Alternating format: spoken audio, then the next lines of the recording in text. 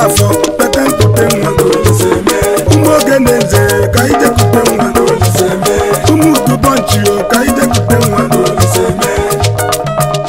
Oliseme asị nọ na-agba egwu nọ na-ete egwu Chukwu kere ụwa bụ ụzọ na-akpụ nwa Sowa Anugwo na-abụ Mama Ascension African Queen bụ Mama Dominion Imanu Woko bụ Papa Dominion Nnọma Juliana bụ Mama Oyiyi